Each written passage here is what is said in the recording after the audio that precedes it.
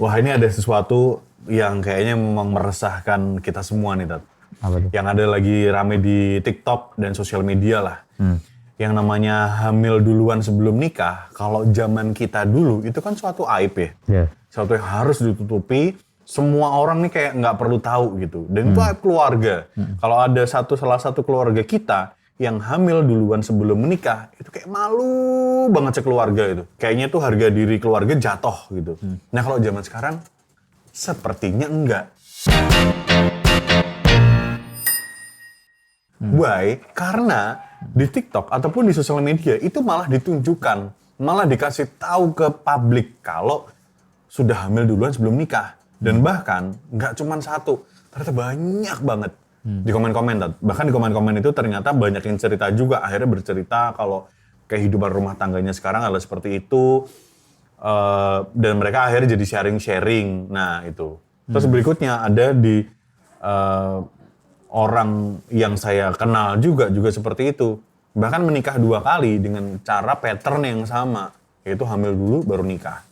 Cerai, hamil lagi, baru nikah lagi gitu. Jadi kayak di lingkungan kayak oh ya udah biasa aja gitu. Nah akhirnya ini seperti apa ya? Yang bikin resah adalah seperti normalisasi hamil di luar menikah.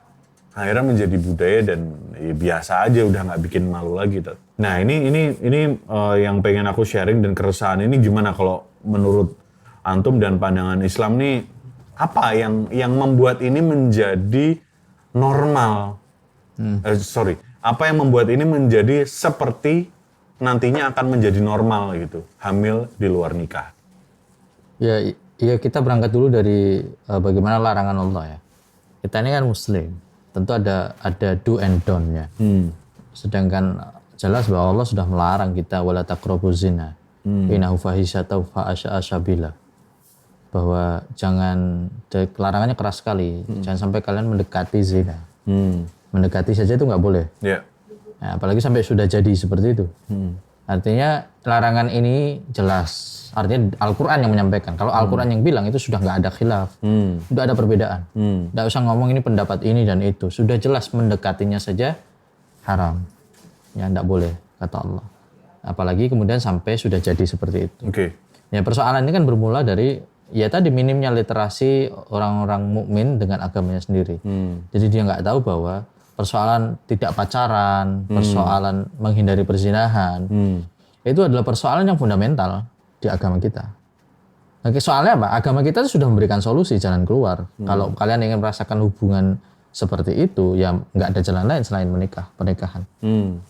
Ya kan? Tapi pernikahannya biar direstui harus dihamilin dulu. Loh, ya itu kan cara jahiliyah ya. Iya. Cara jahiliyah. Sekarang gitu soalnya. Iya, bodoh sekali begitu.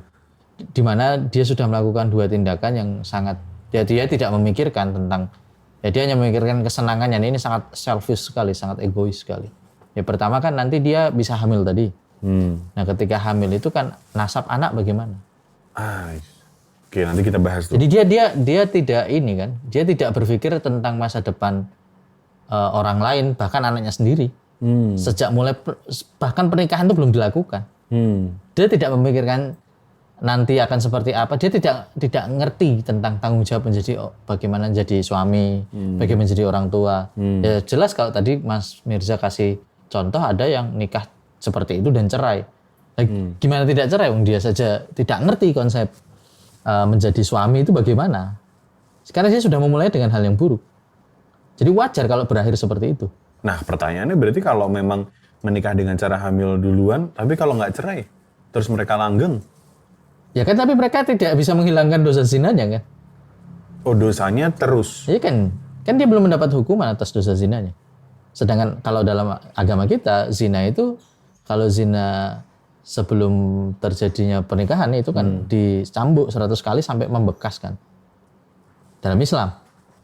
Ya. Nah itu dia belum mendapatkan itu kan. Ya. Nah bagaimana tentang hukuman terhadap persoalan ini, ya ini walau alam kita nggak tahu bagaimana kemudian nanti pertanggungjawabannya di hadapan Allah. Tapi yang jelas kalau orang yang mendapatkan hukuman ini kan dosanya terhadap berzina kan sudah hilang, sudah menebus, sudah menebusnya. Tapi kalau tidak dilakukan ini, walau kita nggak tahu, ya kan? Tapi dia tetap dibayangi atau kemudian tadi dia masih, dan itu aib seumur hidup. Itu noda yang tidak bisa hilang seumur hidup. Apalagi menghasilkan keturunan yang daripada hubungan yang beraib tadi. Iya, tapi zaman sekarang udah nggak jadi aib tuh. Kayaknya mau normal-normal aja tuh. Iya, ada usaha menormalisasikan dosa itu kan hari ini banyak, nggak hanya di persoalan perzinahan kan. Menormalisasi LGBT itu kan coba dinormalisasi. Manusia disuruh menerima semua kerusakan-kerusakan itu. Pertanyaannya kita yang normal dan sehat ini memang mau menerima hal Enggak seperti itu. Nah makanya kan kita perlu tegas dalam hal ini bahwa masyarakat perlu tahu bahwa hal seperti ini itu harusnya ya itu menjadi satu tetap kita anggap sebagai sebuah keburukan yang harus kita cegah. Ya, bahwa kemudian ada orang melakukan pengakuan-pengakuan semacam itu di sosial media, pertama dia membuka aibnya sendiri. Iya. Dan ini jelas dilarang dalam agama. Banyak dosa yang ditimbulkan. Efek domino. Berarti cerita di kolom komentar ataupun bikin konten yang dia bercerita untuk hamil duluan nih sebelum nikah. Nggak boleh lah. Itu itu dosa. Dosa lah, nggak boleh. Dia membuka aibnya setelah Allah tutup. Allah sudah sampaikan sendiri. Allah tutup aibnya malah dia buka Malah sendiri. dibuka ya. Dibuka sendiri. Allah sudah menutup aibmu tapi kamu membuka aibmu sendiri ya. Dengan cara Allah menutup aibnya dengan diberi suami kan. Artinya misalnya tanggung jawab kan suaminya. Misalnya gitu kan. Itu kan cara Allah nutup aib dia. Nah, kenapa dia ceritakan ke orang lain? Apalagi di sosial media, siapapun bisa baca, siapapun bisa lihat. Dan didukung banyak orang. Dan apalagi dapat dukungan yang dukung juga nggak tahu ilmunya. Coba bayangin kalau yang nonton itu semuanya tahu ilmunya. Kita pasti akan tahu bagaimana nuansa komentarnya kan. Iya. Nah, karena yang komentar nggak tahu ilmunya juga ya akhirnya atas nama ya empati lah dan seterusnya. Itu kesalahan. Ini kita harus tahu juga. Padahal dulu kayak gitu tuh malah dihujat ya. Tapi sekarang ya didukung. Kayak ya kasihan. Ya menurut saya tergantung support lah. Menurut saya tergantung platformnya ya. Dan orang-orang yang ada di dalamnya well educated atau enggak. Kalau orang yang well educated ya, orang yang benar-benar terdidik, tahu betul bahwa itu tindakan yang keliru, salah. Ya kan? Dan tidak akan mendapatkan support atau apapun. Juga tidak menghujat, tapi memberikan pemahaman yang benar. Sehingga muncul rasa malu dalam benaknya. Nah malu itu kan memunculkan keimanan. Salah satu cabang iman itu kan salah satunya malu. Kalau orang sudah hilang malunya, ya sudah hilang itu sebagian dari cabang-cabang imannya. Makanya kemudian terjadilah apa? Barangkali ya ini walau alam. Terjadilah kerusakan-kerusakan selanjutnya. Yang itu bisa saja ya, ini mohon maaf ya, bisa saja kalau kita membiarkan kerusakan itu akhirnya sampai kepada keluarga kita, naudzubillah.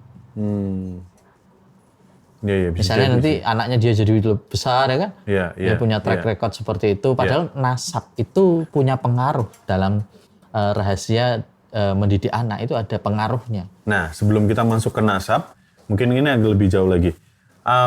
Ketika berarti kita harus paham dulu bahwa jangan mendekati zina.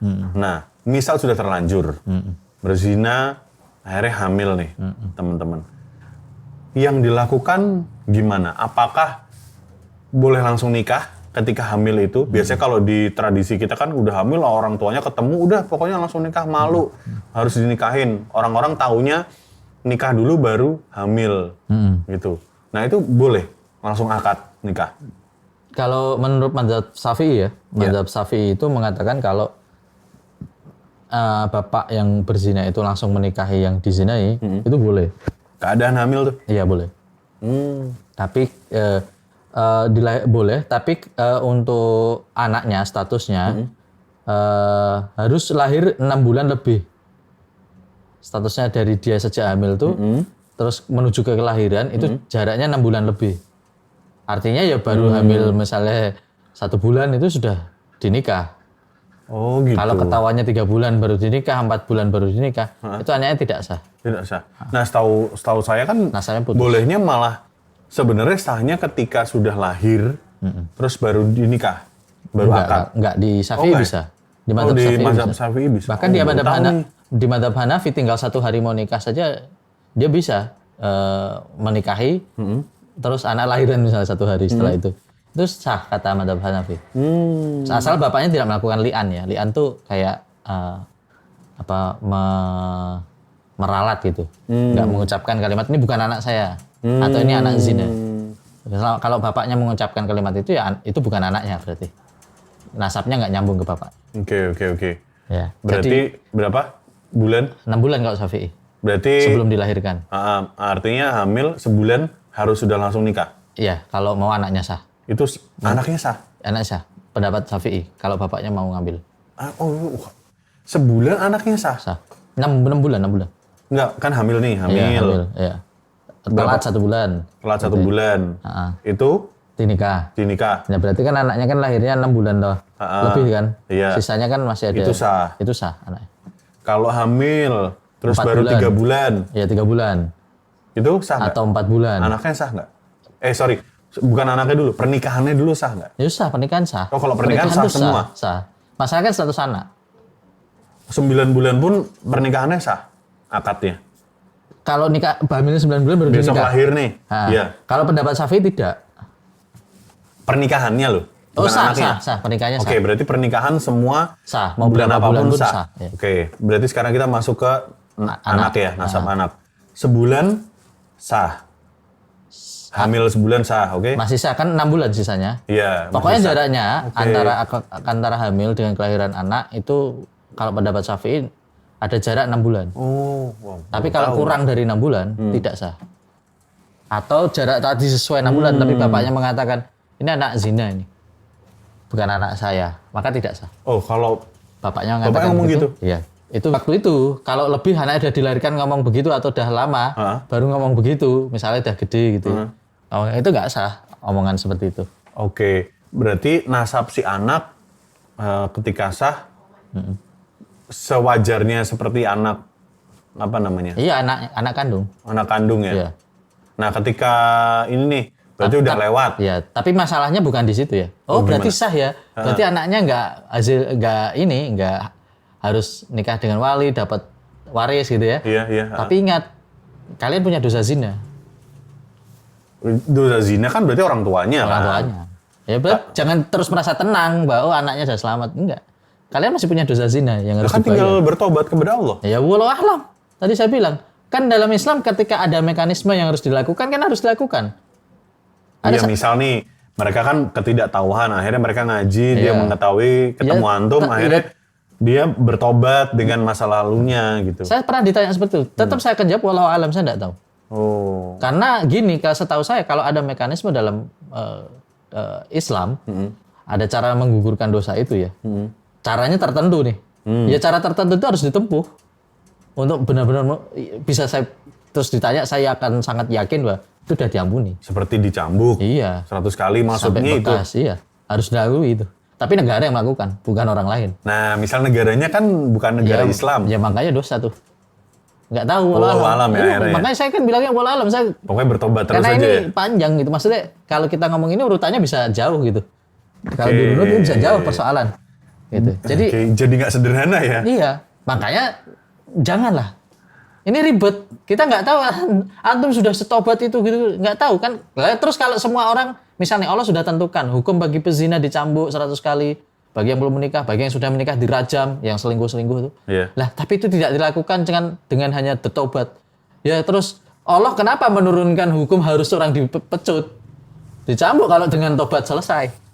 Nah, Ya contohnya Allah kan maha pengasih. loh iya, tapi kan Allah bikin mekanisme. Makanya saya kan nggak berani ngomong itu sudah diampuni atau tidak. Walau alam saya nggak tahu.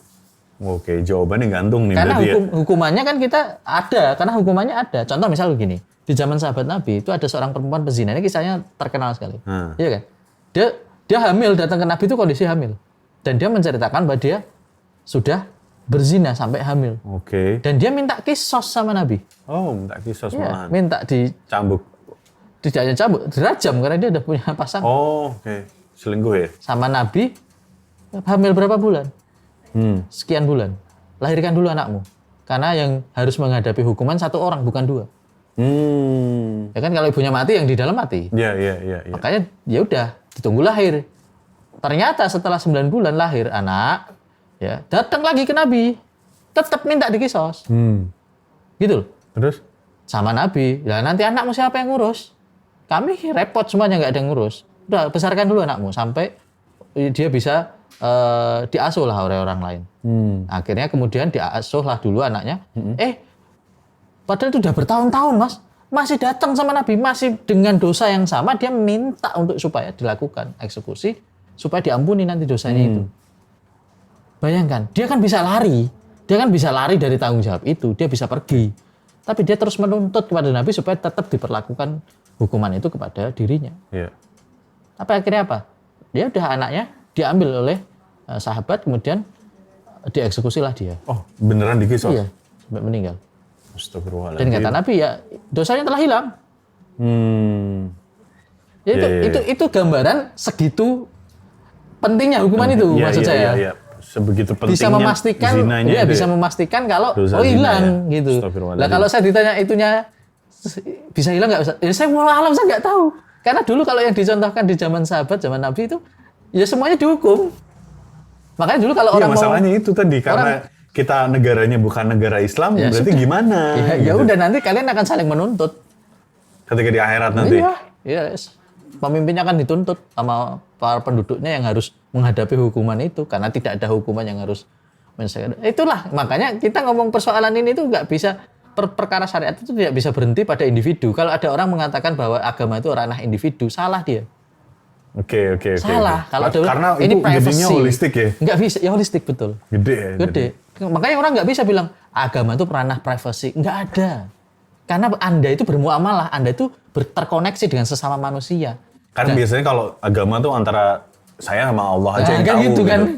Salah kan? Salah ya? Lah kan ada hablum minallah, hablum minannas. Betul. Lah, apakah yang diatur oleh Islam hanya hubungan dengan Allah saja?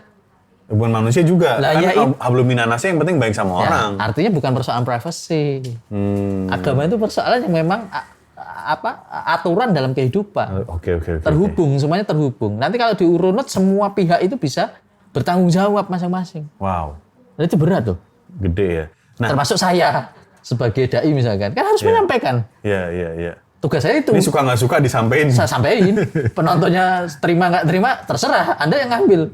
Banyak yang saya sampaikan, saya nggak punya tujuan apa-apa kan. Tapi nggak apa-apa di komen aja mungkin. Kalau mungkin teman-teman ada pendapat, di komen aja. Sampaikan aja, nggak apa-apa.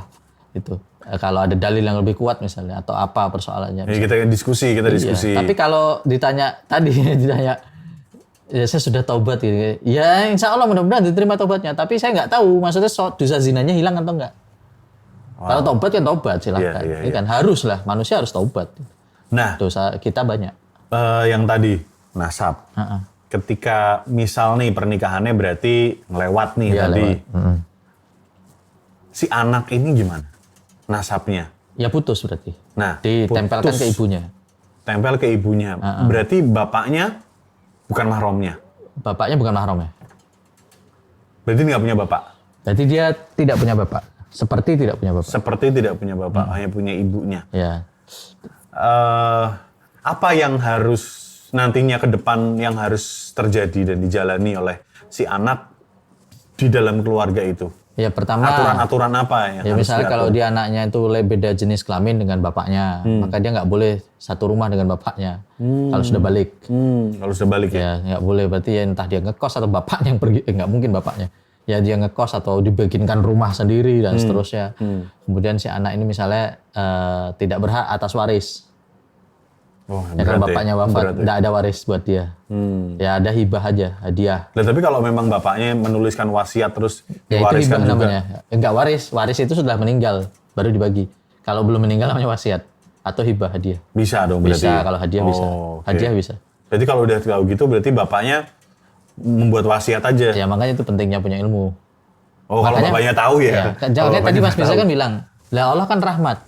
Nah disinilah sisi rahmatnya Allah. Tahu nggak? Iya. Jadi bukan kemudian Allah tiba-tiba langsung jangan gitu melihat rahmat itu, jangan gitu. Bahkan di saat kamu menjalani hukuman yang harusnya tadi kan, masih ada sisi rahmat kan? Oh ternyata masih bisa dikasih hadiah ya. Enggak dihalangi gitu. Iya. Itu rahmatnya Allah, itu rahmatnya Allah. Ya kan? Makanya kita ini kan kadang-kadang kalau mikir rahmatnya Allah tuh pinginnya seperti yang kita inginkan. Itu yang menjadikan seolah-olah Allah rahmatnya mana. Tapi kan nggak lihat nih cara gimana Allah memberikan rahmat di antara sela-sela hukuman itu. Ternyata ada kan? warisan yang jadi hibah itu masih bisa. Bukan gitu. warisan, namanya hibah aja. Oh iya, maksudnya Warisan itu sudah meninggal. Iya. Berarti harus dilakukan kalau pengen ngasih anaknya Iya. sebelum meninggal. harus bikin wasiat. Bikinnya ya wasiat atau hadiah. Nih rumah ini nanti buat kakakmu ini. Gitu. Ya itu hadiah bisa. Tak kasihkan ke kakakmu rumah ini. Oke. Itu hadiah itu. Nah, ketika si anak ini dewasa, berarti gimana? Nggak boleh serumah. Nah itu yang laki-laki misalnya nggak ada waris atau perempuan nggak ada waris kan. Kalau perempuan nggak bisa dinikahkan oleh bapak kandungnya. Nah, itu kalau akad mau pernikahan nggak bisa. Nggak bisa, harus pakai wali Harus hakim pakai wali hakim. Oke. dari negara. Jadi kalau Dari KUA dong berarti. iya dari KUA. Jadi nggak bisa pakai bapaknya. Oh, berarti nggak bisa tuh salaman. Nggak bisa karena bukan mahramnya. Ijab kabul. Oke. Bapaknya bukan oke. mahramnya. Nah, Tapi ada di situ. boleh. Boleh kalau Ya ada boleh di situ. di situ dong. Tapi yang mau menikahkan kan wali hakim. Nah, Oke. terus ada benefit lain, dia nggak sama saudara yang dilahirkan oleh seibu gitu. Ya, Misal sama adiknya. ya udah ya mahram kan dari ibu kan nasabnya Oh, ikut ibu. kalau sama adiknya mahram. Iya tuh. Tapi kan dia sama bapaknya nggak. Oh, cuman sama bapaknya Ya, aja. terus anaknya ini kalau jadi anak yang soleh misalkan, nggak bisa juga nolong bapaknya karena bukan amal soleh bapaknya. Tapi paling dapat mungkin ya pahala sedekah lah. Lah di situ rahmatnya Allah. Kan selama ini kan anak ini dibesarkan lah pakai uangnya bapaknya. Betul. Nah itu kan sebetulnya kan kalau itu anak kandungnya jadi nafkah kan. Karena bukan jatuhnya kan sedekah. Ya kan Rasulullah SAW tuh sedekah paling dekat tuh sama keluarga sebetulnya. Termasuk orang tua menafkahi anak itu sebenarnya dinilai sedekah. Iya. Oke. Jadi makanya ini pahalanya besar. Gitu. Tapi disebutnya Pahalanya apa, Tat? Si anak ini disebut oleh bapak menyebut ini bukan anak. Ya anak. Ya anak, Ya, tapi bukan mahramnya. Anak tapi bukan mahramnya Iya. ya. Dan nanti orang, oh berarti anaknya Tetap keluarga kan berarti? Ya tidak keluarga. Keluarga in between gitu, keluarga dan tidak keluarga ya. Iya. Dia bukan keluarga secara nasab. Tapi bisa diakui sebagai keluarga kan kalau di Indonesia kan bahkan yang teman dari kecil sering main ke rumah dianggap keluarga, udah kayak keluarga kan gitu. Iya, Ya kayak gitulah. Ya, kayak gitu ya. Iya. Nasabnya terputus. Udah putus. Dia nggak mewakili bani ini dari bapaknya misalnya. Tapi dari ibunya masih ikut.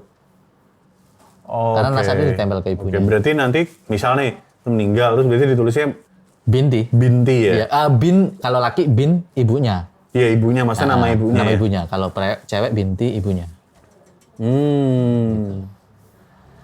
Terus apa lagi, Tat? Apa namanya yang harus diatur di ketika si anak ini sudah besar? Ya tentu hukum-hukum batas-batasan aurat. Oh, oke, aurat ya. Nah, batasan aurat. Berarti karena bukan mahram berarti ya misal ketemu bapaknya juga harus tertutup, nggak bisa pakai baju santai gitu. iya, Sebagaimana wah, orang padahal biasanya kalau ketemu orang tua kan santai bener. iya, santai kan. Ini Pakai apa walaupun aja ini di bebas. rumahnya ada orang lain, ada keluarga besar yang lain juga, tapi ada bapaknya di situ, ada keluarga kandung lah. Ya. Tapi ada bapaknya yang tadi yang menghamili ibunya di luar nikah dan nikahnya juga tadi ya sudah akhirnya di depan bapaknya juga nggak bisa pakai nggak bisa terbuka, harus ditutup. Iya, misal kalau akhwat berarti harus pakai hijab gitu Kalau ya. laki-laki harus menutup auratnya.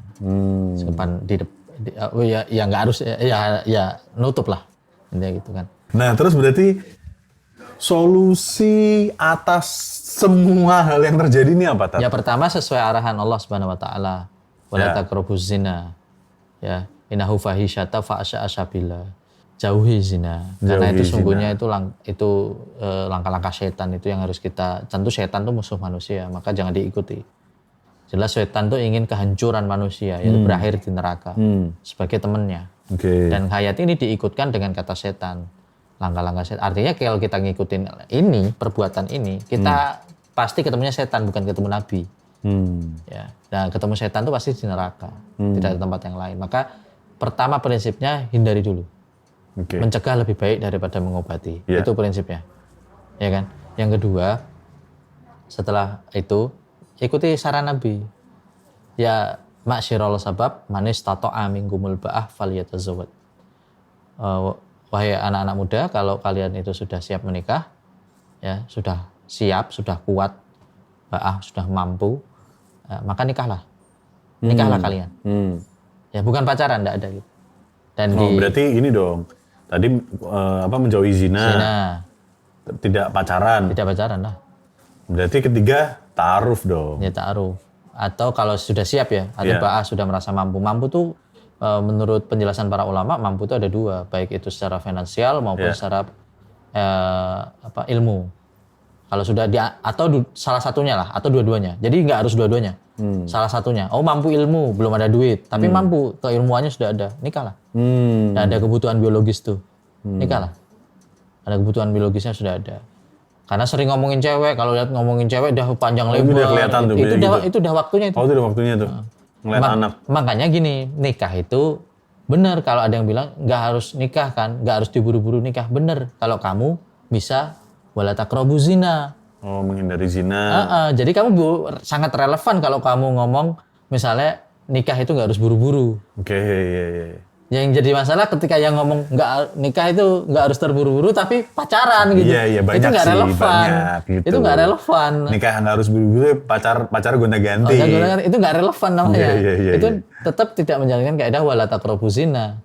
Gitu. Iya. Terus dengan alasan banyak lah kalau nikah nanti gini, nikahnya yang dijelekin. Iya, Udah dia melakukan yang salah, Iya, yang sih. benar disalahin gitu.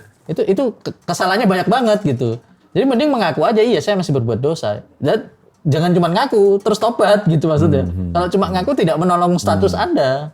Gitu. Maksudnya banyak orang sekarang itu mencoba menormalisasi perbuatan melanggar syariat. Iya. Dengan alasan ya tadi, ya saya kan tidak makhluk sempurna. Padahal sepele loh. Contoh begini, kenapa kamu tidak ngomong, tidak mengatakan hal yang sama terhadap aturan-aturan bernegara? Contohnya? Ya Maksudnya? misalnya, kenapa kamu kalau lampu merah hijau, kenapa sih kamu ngikutin? Oh kenapa nggak bilang? Kenapa nggak? Ya ini kan cuma lampu. Ya, Oke. Aku keburu-buru nih. Gitu. ya. Kenapa nggak membenarkan tingkah laku kita lah yang melanggar itu dalam urusan bernegara? Ya enggak lah, lampu merah hijau itu bahaya kalau dilanggar. Kaitannya bukan masalah Karena lampu. langsung itu, ada efeknya. Karena itu keselamatan orang. Lah Kalau pertanyaan, negara langsung ada efeknya. pertanyaan saya ketika Anda menghamili anak orang, apa itu nggak ada efeknya? Ya makanya efeknya nggak langsung. Sama. Efeknya di akhirat. Loh enggak, ya bahkan di dunia kan dapat ya. Ngambil anak orang gimana nggak ada efeknya? Masa depannya hancur, dia harus jadi ibu di waktu yang cepat. Ada kehormatan yang, kalau nggak hamil pun ada kehormatan yang digadaikan, sudah dipegang-pegang pria yang bahkan nggak tahu jelas iya. menafkahi atau enggak. Misal nih, setiap orang tua yang punya anak perempuan ditanya, mau nggak anak perempuanmu dipegang-pegang laki-laki yang belum jelas mau nikah man? Nggak mau lah pasti. Pasti nggak mau. Nggak ada orang tua yang tiba-tiba, silahkan nih anak saya, dipeluk-peluk, dicium-cium. Nggak ada. Janggal tuh kayaknya Nah, bapaknya iya. gitu. Iya kan? Dan semua anak melakukan itu pasti di belakang orang tuanya. Iya betul. Ngumpet-ngumpet ya. Ngumpet-ngumpet. Masih ngumpet-ngumpet tuh. Iya, atau kemudian ya kalaupun ada yang enggak kok, ibu saya tahu saya masukin pacar. Wah, itu udah satu keluarga dah perlu dipertanyakan itu Iya. aktivitasnya. Oke, kembali lagi tadi. Berarti menjauhi zina, Iya. tidak pacaran. Iya. Ya berikutnya berarti download Ta'aruf online Indonesia. Ta'aruf. Download Ta'aruf kalau memang mau mencari pasangan sudah mampu. Atau tadi minta dijodohkan lah. Atau dicarikan, maksudnya bukan dijodohkan. Minta dicarikan, siapa tahu ada yang cocok. Iya. Nanti diperantarai. Ada prosesnya, ada caranya. Dalam Islam, setiap gerak-gerik kita itu ada caranya, ada tata cara, ada aturannya. Jadi tadi kayak kita ngomongin tentang aturan bernegara saja kita taat. Padahal kita hidup di Indonesia, Republik Indonesia ini berapa tahun? Paling 60-70 tahun. Sedangkan nanti kita di akhirat hidup selamanya. Iya. Kalau negara punya aturan, hidup di akhirat pun punya aturan. Dan aturannya dimulai dari sekarang, waktu kita hidup. Karena kalau nanti kita sudah nggak ada, percuma. Kamu mau taat setelah nanti mati, percuma. Sudah nggak ada, ujiannya udah selesai. Karena itu tinggal masa menghitung. Mana nih amalnya, ya kita hitung, kita rekap semuanya. Makanya ada aturannya dari sekarang. Nah kalau kita dalam urusan bernegara saja bisa taat, masa urusan yang nanti di masa depan, kita nggak bisa taat. Atas dasar apa kita mengkhianati Tuhan? Tapi kita justru takut sama polisi, kita takut sama people, netizen, tapi kita nggak takut sama Allah dan malaikatnya. Iya. Ya kan? Yang ya kita tidak mengharapkan sesuatu, padahal Allah juga punya aturan yang harus kita taati sebagai muslim.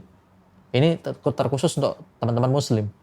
Ada caranya kok kalau kamu mulai suka perempuan atau lawan jenis. Iya. Ya kan? Nikah, ada ta'aruf.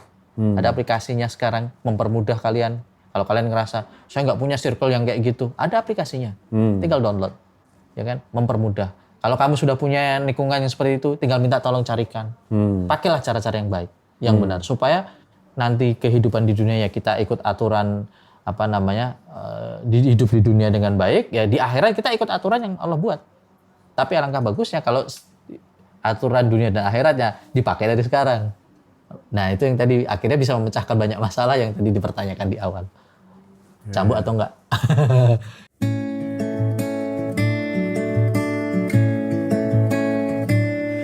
Teruntuk dirimu